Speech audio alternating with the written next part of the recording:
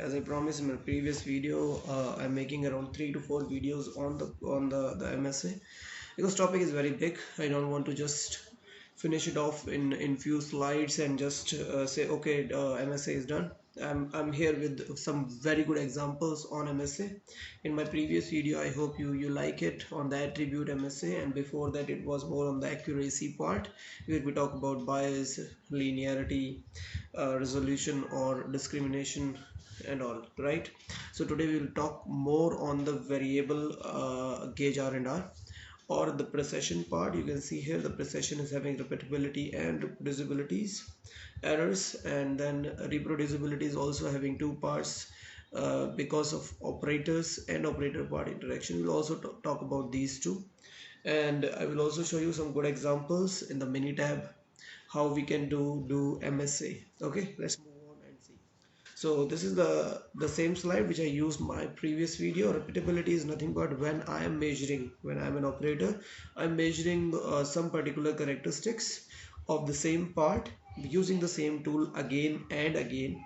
So that is called repeatability. In other words, also called equipment variations. So if I'm measuring the same part again and again, and if I'm having variations in my measurement, so mostly due to the equipment. The other way reproducibility is, suppose we have 3 or 4 operators or 3 or 4 people who are measuring the same characteristic of the same part by using the same tool or same gauge or same instrument, but still we are getting the variations, then it is called appraiser variations, or sometimes called operator variations as well. So for example, you are measuring maybe pH, maybe gloss, maybe diameter, length, width, or weight, or anything. Yeah, so if you're checking and you're getting variations, it may be because of repeatability or equipment variation, and other way it may be because of reproducibility, I mean operator or operator part interaction. So let's move on and deep dive in this gauge R&R. In my previous video, I already talked about attribute gauge R&R. If you want to know more on attribute, please have a look to that video. So today we'll talk about variable gauge R&R. Variable gauge R&R is nothing but where we have the data in the variable form or in the continuous form or in the decimal form in direct way. So in these kind of datas, we use variable gauge R&R. It has two types. One is called crossed and another one is called nested gauge R&R. So what's the difference between crossed and nested? Let's talk about this. Crossed means, suppose I am having two operator A and operator B.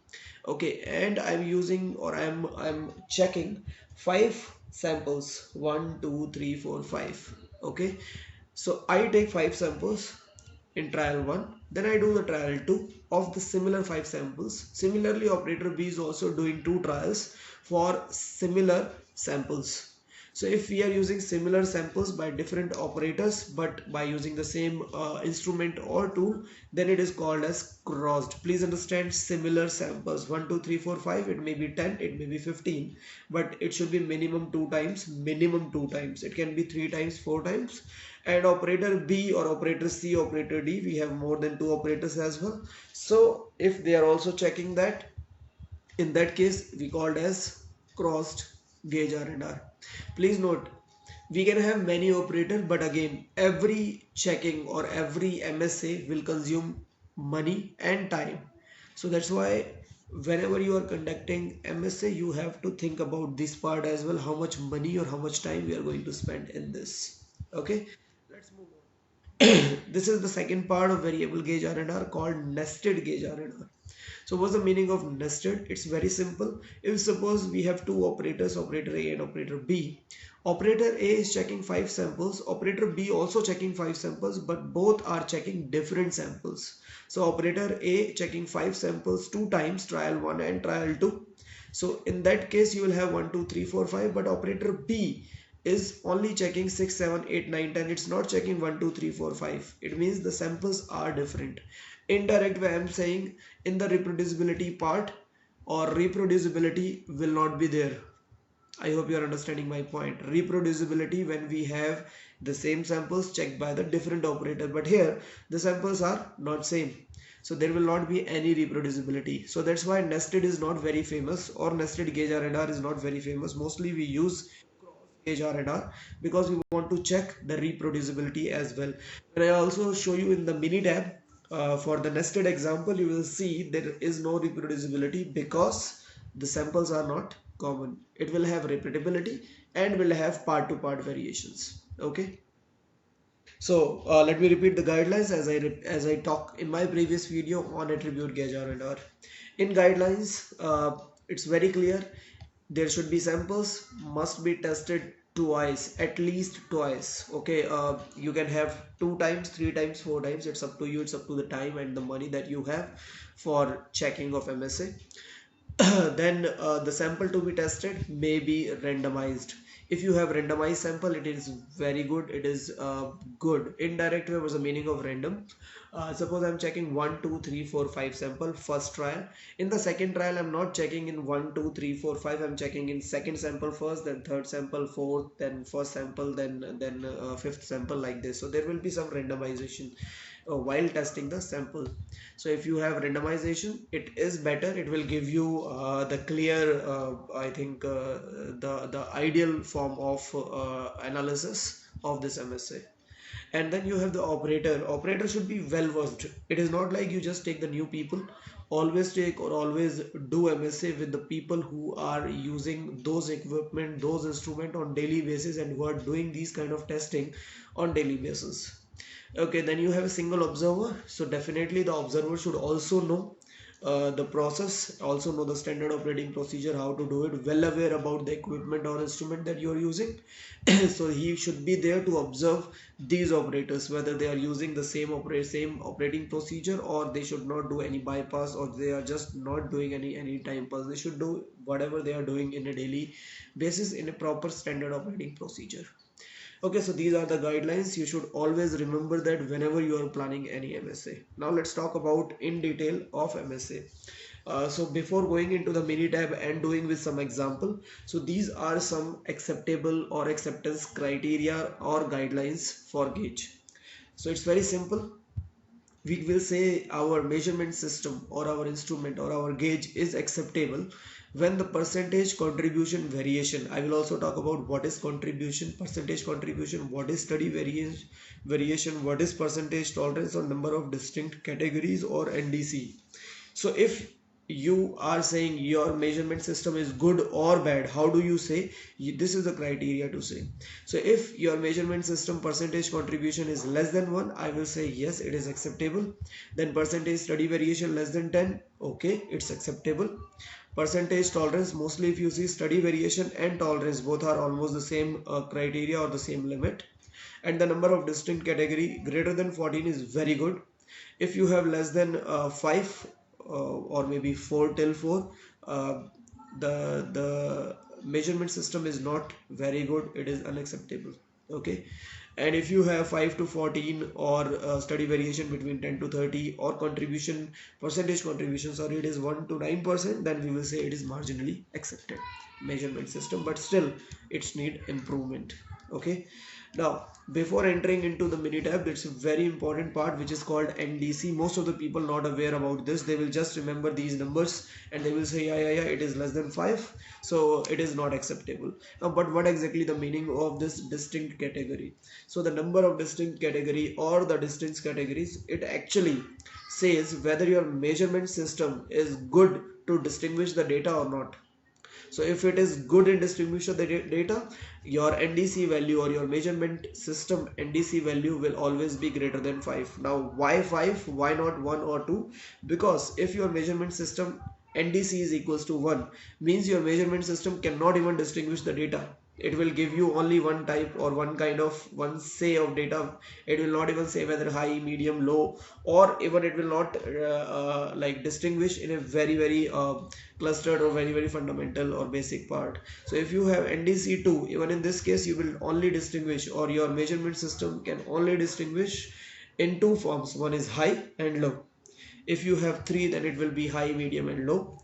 And if you have 4, or I would say 5 or more than this, we are saying okay, your measurement system is having acceptable measurement system. Acceptable in the sense it is if it is more than 5, if you can see this, more than 5 means it's a marginal accepted, but okay, still room for improvement is there, because the best or the good number of distinct category, when you have it's greater than 15 or greater than 14, you can see here. Yeah. Okay, now how to calculate the NDC?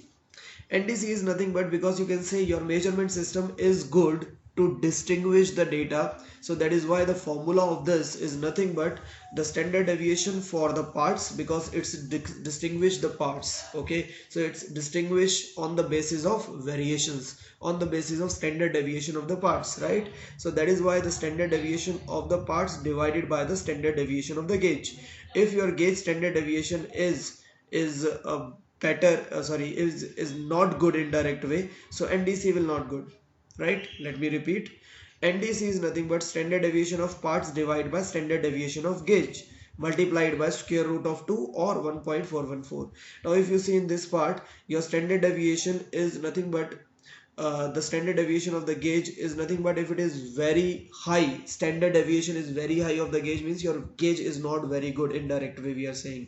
It means it will have repeatability or reproducibilities errors, because standard deviation of gauge will come from your repeatability or reproducibilities error. So if you have more these kind of errors, it means your gauge is not good, right? If your gauge is not good, automatically your NDC value will be low. I hope you are getting my point. But if your standard deviation or indirect way steady variation of these gauge is less, automatically your NDC value will be high. Please also understand, whenever you have steady variation of gauge less, you will have steady variation part by part will be more. Okay, so if part by part will be more, automatically your NDC value will be high. So indirect way, to be simple, if you have more repeatability and reproducibilities error, you will have more steady or standard deviation of gauge or steady variation of gauge R&R, and you will have low NDC value. Okay, so the same thing I mentioned here. So low gauge steady variation will give you high NDC, because low steady variation means low gauge R&R. Low gauge R&R means good repeatability and reproducibilities. So I think you can now understand the relationship between NDC and your gauge R&R or your measurement system, whether good or bad. Okay, now let's move on. There are some examples which I am taking, but before entering into this example part, let me show you the information through Minitab. So I have taken two examples, just an example. Okay, and I am copying these example into Minitab, and then we will go into deep dive and we will see which kind of analysis we have to do here. Okay, now first of all, you can see in this window, let me just increase the size. You have parts. Okay, now 1 2 3 4 6 7 8 9 10. Okay, and then you will have again 1 2 3 4 10. 1 2 3 4 10. But you can see the operators are changing, right? Operators A, then if you go down, operator B, operator C. So what's the meaning of this? Operator A is checking the measurement or the part number 1 3 times. Operator one second. Yeah, it's my mistake, so it should be operator A here, right? So operator A is checking part number 2, operator A checking part number 3, and so on. Similarly, operator B is checking part number 1, 2, 3, 4. But always better you have randomization number, and here you can put in random way or non-random way. In both the ways, Minitab will calculate. But in reality, whenever you are doing this, you should use the random way. Random way in the sense, you give 3 samples, number 1 2 3 4 to number A at the first trial, but in the second trial, whenever you are giving, please give second for the first time you give second, then fourth, then fifth. So that is more about randomization. Now go to the measurement. Measurement is nothing but when operator A is checking the first sample at the first time. This was the score he has given. Operator 2 has checked the first sample. Second trial, I would say this is the score. When operator A has checked the sample number 1 third time, which is the third trial. So same way the other samples and other operators has given these kind of scores. Now the important thing is, please also remember there are two kind of MSA. One is called attribute, then variable. Here we cannot use the attribute because your measurement, your column number 3, it is in a variable form, so it should be variable. Now which variable MSA we should use, whether it's a crossed or nested? So it should be crossed, right? Because your same sample being checked by other operator B and operator C. They are checking the same samples. So if they are checking the same samples, then it should be crossed MSA. So how to get the crossed MSA? Just go to stat, basic statistics. Just go to stat, quality tools, and you will have the gauge study, and you will have Gage R&R crossed. Okay, just click on this crossed. So when you click on this, always remember your data should be in three forms. One is called part, so this is your part number. Then you have operator name, or operator A, B, C, operator 1, 2, 3, whatever the name you give. This is operator, and then you have the measurement data, which is your measurement column. Okay, so this is your measurement column. Now if you want to have the gauge information, please write the gauge name, which kind of instrument or tool you are using, date of study, reported by. If you already have the gauge tolerance, suppose I'm using the weighing scale and my tolerance is, let's say, plus minus 100 gram, so my tolerance will be 100 gram here. Okay, and if you want to give any miscellaneous information, you can write here. For now I'm not writing anything. In the option part also, you have, sometimes we have upper and lower specifications of, let's say, glossometer. So I know my upper and lower specification limit given by the customer, so I can write here.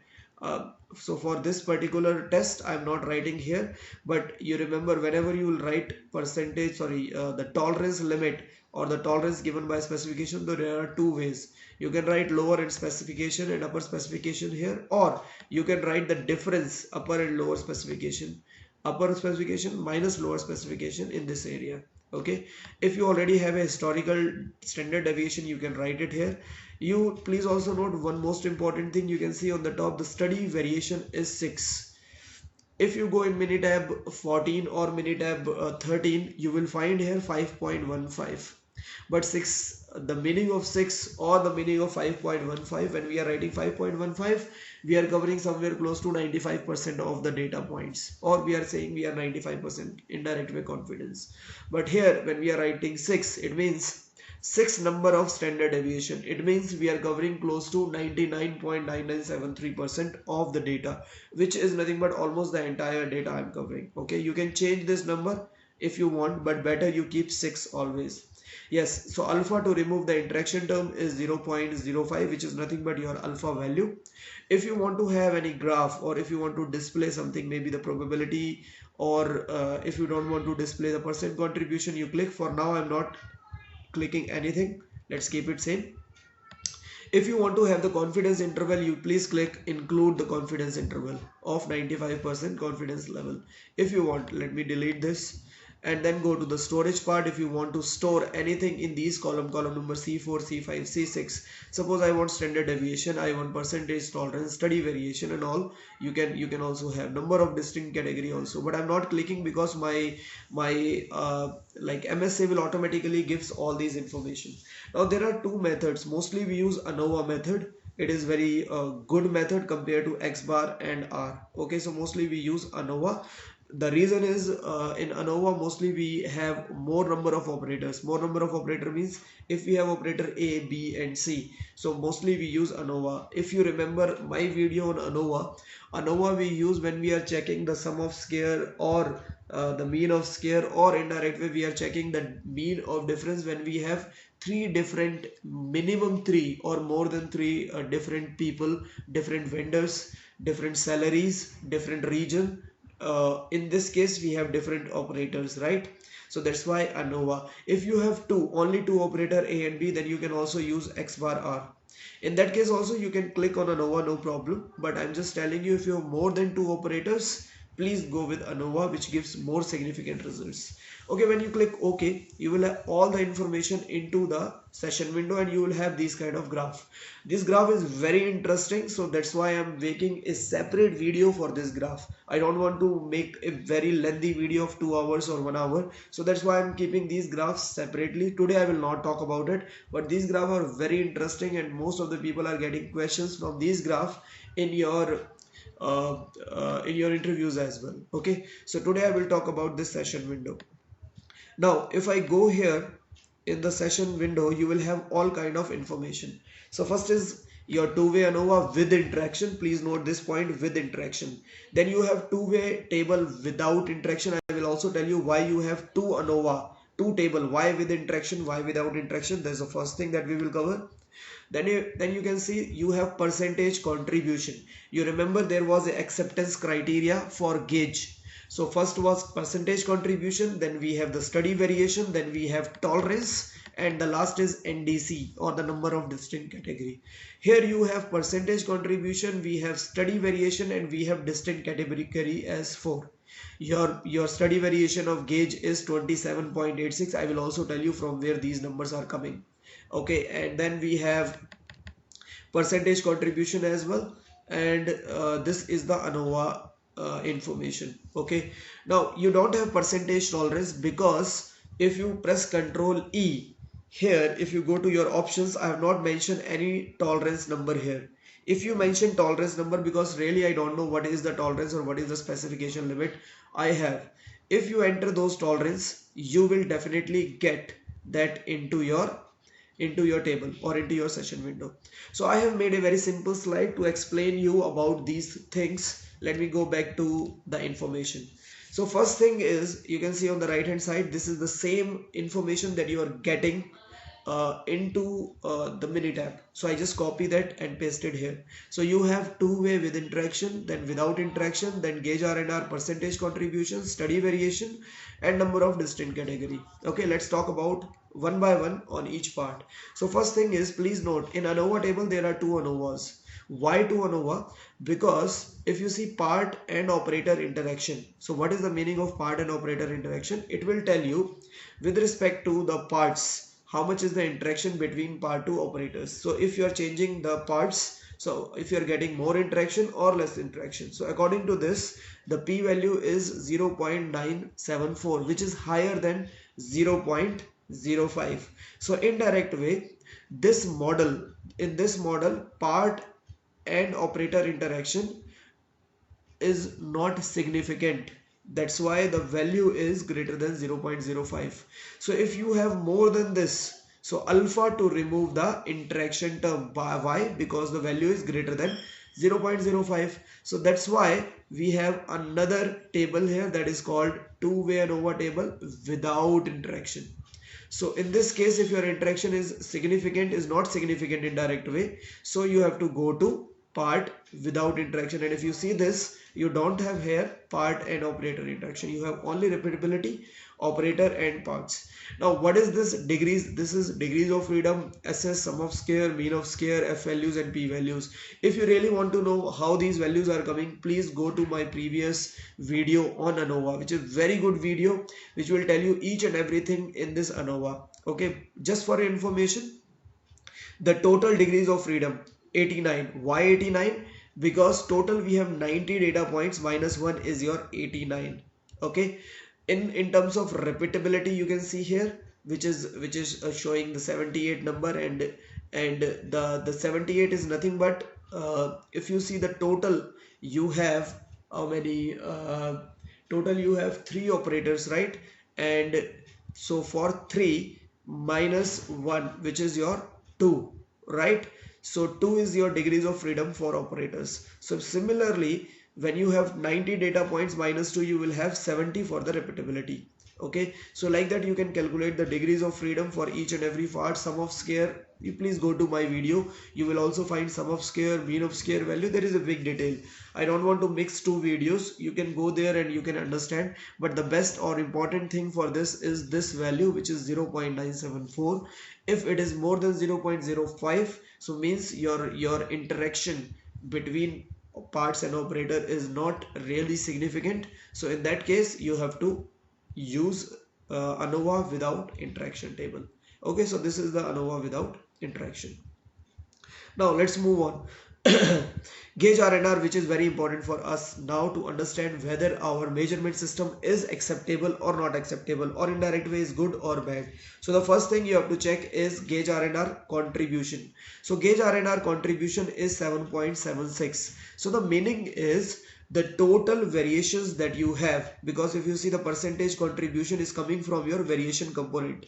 Okay, so the total variation component that you have here, the total variation component that you have here is nothing but is combination of your total gauge R&R, which is nothing but the sum of repeatability and reproducibility, sum of these two. You can see the total overall variation component. Then you have variation due to operators, right? And then you have variation due to part, right?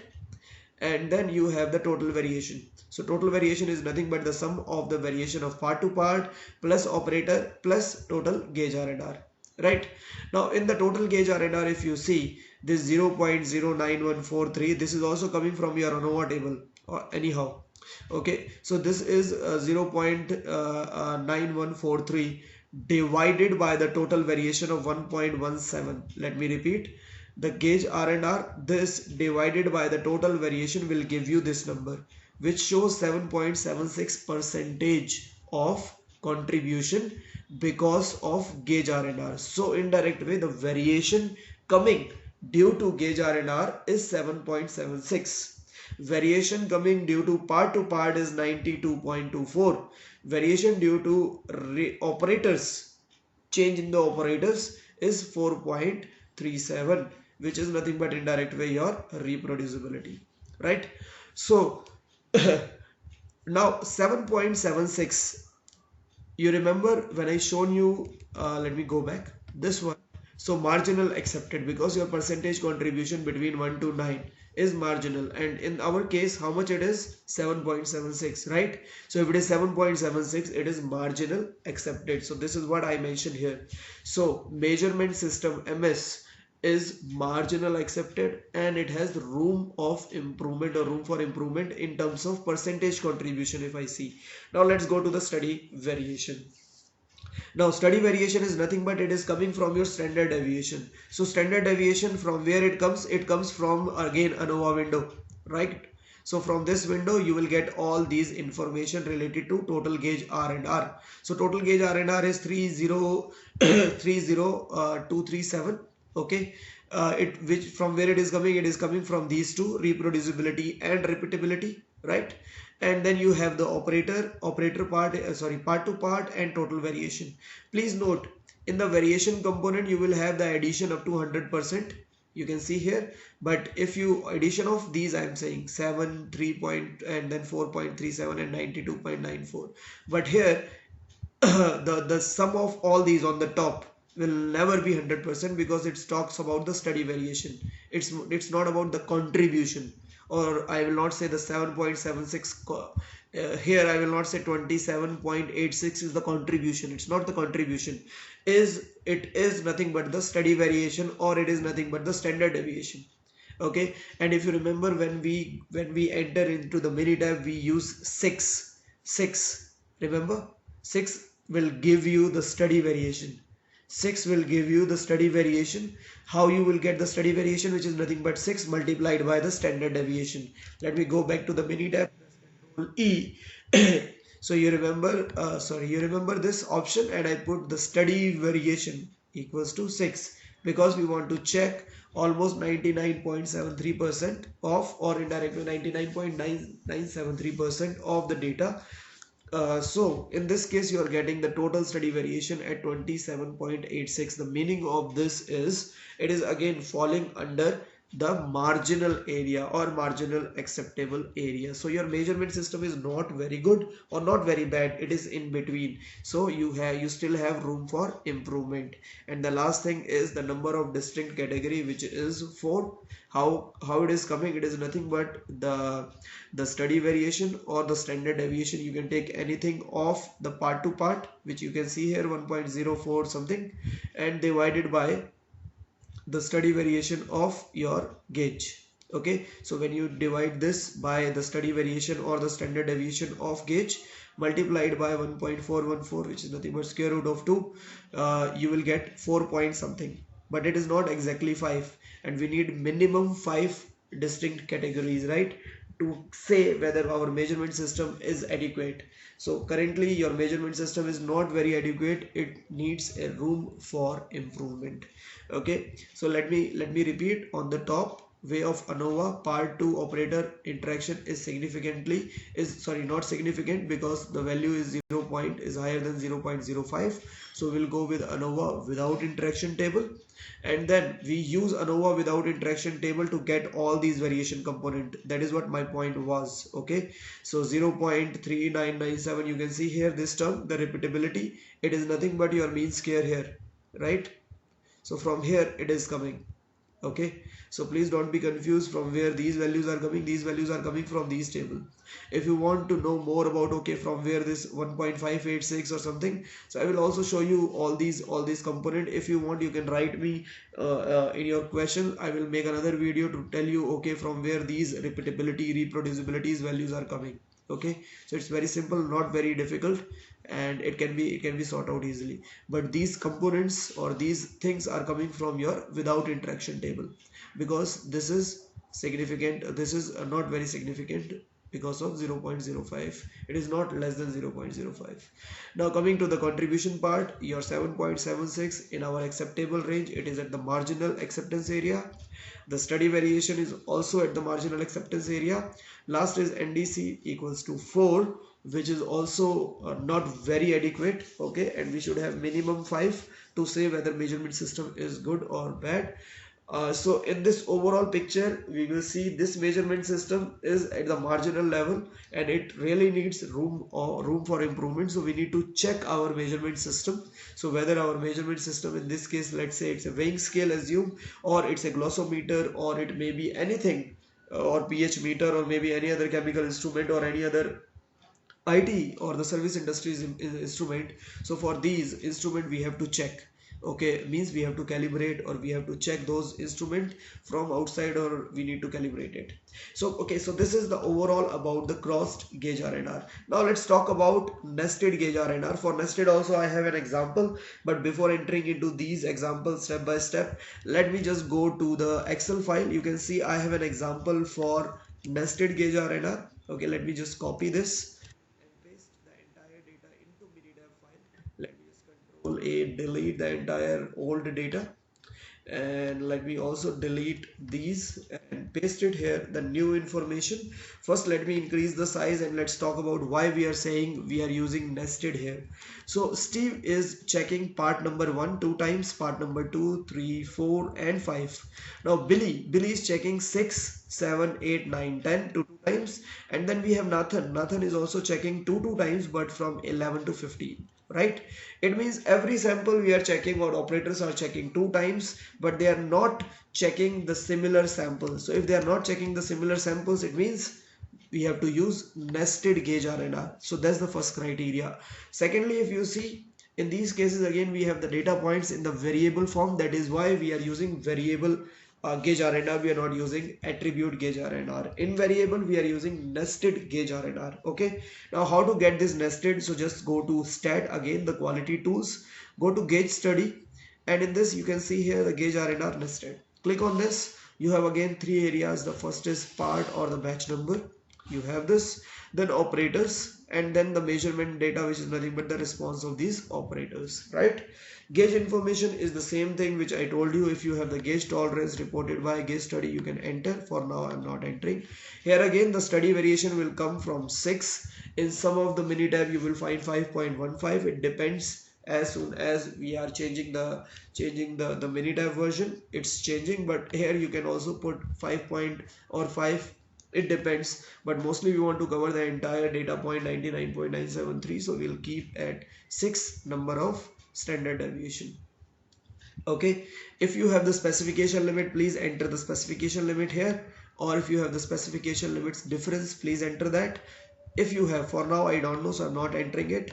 Confidence interval, you can enter the confidence interval up to 95. Okay, up to 95 level it will give you the answer. And if you want to store anything out of these things, you can store here in this worksheet, maybe column number 4 5 6 7, automatically it will come. Click OK. For now I don't want, because everything I'm getting in the session window. Click OK. Whenever you click OK, you will get these graphs. Believe me, I'm making a very simple video next time, and we will understand each and every graph from where this is coming and what is the meaning of this. Okay, Now, before going anywhere, just want to show you for this particular data or for this particular Gage R&R which is nested, you can see the reproducibility variation. The component of variation of reproducibility is 0. The reason is because the operators are checking different sample. That is why you don't have reproducibility here. You have only the repeatability and the part-to-part variation, right? So that is the difference between the nested and Gage R&R. Let me go to the session window and explain you more. Okay, so first thing is again ANOVA. You can see my previous videos on ANOVA which tell you from where this SS is coming, from where this MS is coming from, and what's the meaning of the p-values. Okay, so this is ANOVA table. Let me go back to the contribution percentage. So contribution Gage R&R is very high. So by looking at this number itself, it tells me your table is not very good, or sorry, your measurement system is not very good. It's 82% contribution because of Gage R&R, and you can see the contribution is totally because of repeatability.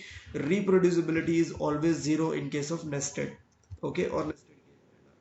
Study variation is also 90%, which is way high.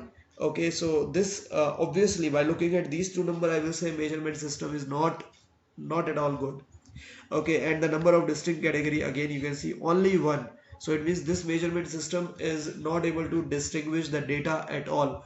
So by looking at these number itself, I can say this measurement system is not good. Definitely we have to calibrate, or we have to find the new measurement system immediately. Please don't believe on the data whatever you are getting from these measurement system.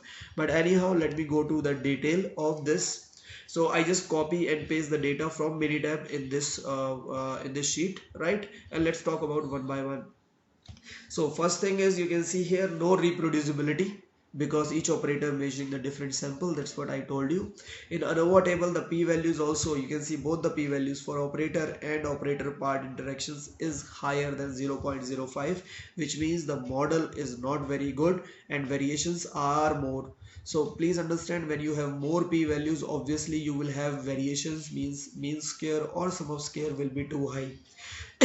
And you can see on the bottom your repeatability variation component 1.2893. This is again coming from this area, right? You can see here this area, correct? And your part and operator and all these, the sum of these two will be here. So I mean the total component variation is nothing but, sorry, the Gage R&R is coming from this area, as well as the part-to-part interaction will also come from these area. So your ANOVA is useful to tell you whether your model is good or not, whether you have more variation or not. By looking at the ANOVA itself, you'll come to know. But in more detail, we definitely want to see what is my percentage contribution, what is my standard variation. So these things you can check from Gage R&R study. So here you have 82.6. So indirect way, your measurement system 82.6, which is too high. And same way the study variation, you can see, which is nothing but the standard deviation 1.1359, which you have for repeatability here, correct? And if you multiply it by 6, you will get the study variation, and 6.812 something, whatever the number is there. This, if you divide by the total variation, which is 7.5023, you will get this 90%. So 90% of study variation, please also understand, it's way high. So indirect way, I'm saying your measurement system is not at all acceptable. And the last but not the least is your NDC value. At least for this case, for this example, your NDC value 1, which means your system is not able to distinguish between the parts, or between the, yeah, I would say the samples. So this measurement system is unacceptable, and it must be improved in direct way, okay, or it might be replaced by some good measurement system. So I hope now you understand what's the meaning of variable Gage R&R, when to use crossed, when to use nested. Okay, there is one more. If you go to the Minitab, press control, just go to stat and go to quality tools, Gage study. You also have expanded. So expanded is nothing but this is the new Gage R&R study, which you are finding in Minitab 16 onward. You will not find this in Minitab 14 or 15. Okay, so expanded is nothing but sometimes it is like a mix Gage R&R. So you can use this. You can also see on the bottom, assess the variation in your measurement system when it is affected is affected by the factor in addition to the part and operators. So maybe you have some more factors like temperatures, like environment, like locations change. So those cases we use expanded. But in reality, most of the time we do Gage R&R studies at the same location, at the same weather conditions. So if you have those abnormal condition, I would say, or the virtual kind of things, then you should use expanded one. And the same studies, same three areas, the part, operator and samples that you have to study, and the same thing is already there in your mini tab, right? So this is how you can use Gauge R&R, and you can check whether it's good or bad, and you can check whether your measurement system is good or bad. And also sometimes you will have more reproducibility error instead of repeatability error. So if you have more reproducibilities error, assume, so in those cases, definitely if you see my attribute Gauge R&R study or the video for attribute Gauge R&R, you will come to know there is a good example of reproducibilities error, which is called between variations. So in these cases also you will come to know what kind of steps or what kind of things you have to do. Okay, so I hope you like this video.